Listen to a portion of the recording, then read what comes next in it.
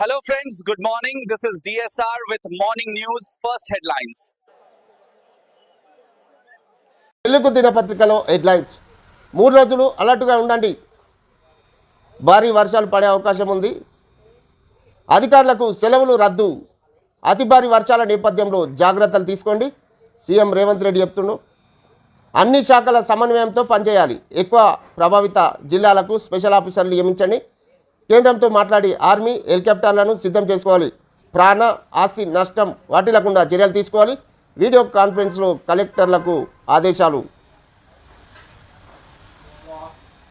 స్థానిక ఎన్నికలకు రేపు పంచాయతీ అధికారులతో సీఎం మీటింగ్. అన్ని వివరాలతో హాజరు కావాలని ఆదేశం.